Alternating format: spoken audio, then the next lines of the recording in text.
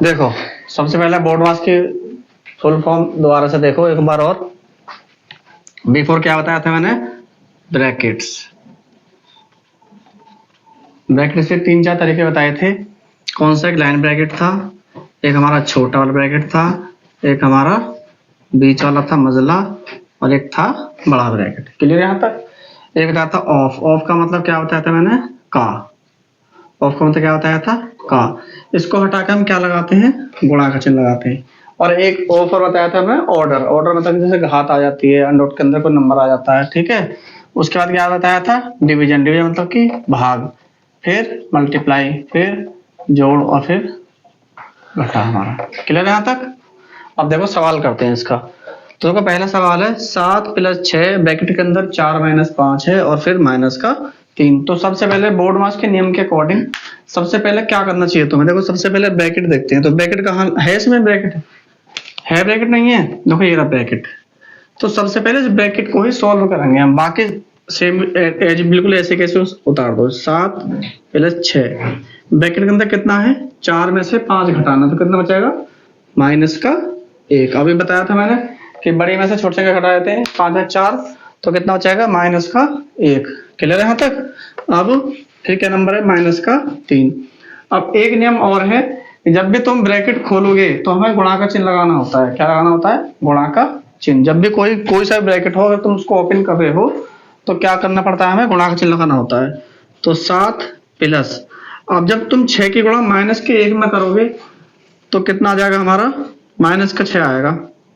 अब देखो एक चीज और सीखनी पड़ेगी, अभी एक वीडियो में सिखा दूंगा कि जब हम प्लस के चिन्ह की गुणा माइनस के चिन्ह में करते हैं तो चिन्ह हमारा माइनस का ही आता है। किसका आता है? माइनस का ही आता है। तो यहाँ पर चिन्ह किसका आ जाएगा? हमारा माइनस का आ जाएगा, और 6 की गुणा हमारी 1 में हो जाएगी। क्लियर है यहाँ तक? फिर आगे कितना है? माइनस का 3। अब बोर्ड मास के नियम से देखो, देखो ना तो इसमें ब्रैकेट है, ना कहीं पर ऑफ है, ना कहीं डिवीजन है, लेकिन मल्टीप्लाई तो हो रही है। कहाँ हो रही है मल्टीप्लाई? ये हो रही है यहाँ पर। तो अब हम मल्टीप्लाई करेंगे। तो 7 - 6 कम 6 माइनस का 3।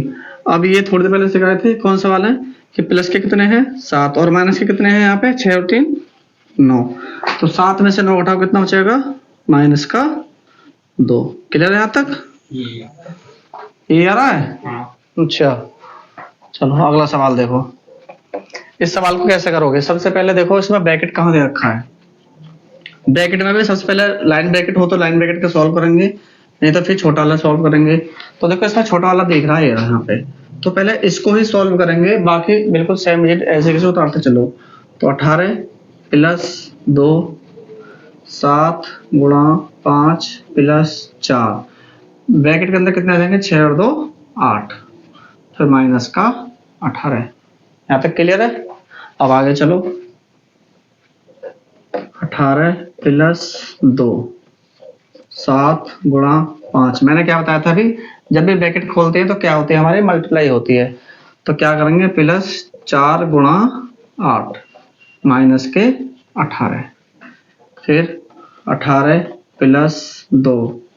अब हमको ये ब्रैकेट सॉल्व करना है, बड़ा वाला ब्रैकेट का सॉल्व करना है। तो सबसे पहले इसके अंदर का नंबर सॉल्व करने पड़ेंगे हमको।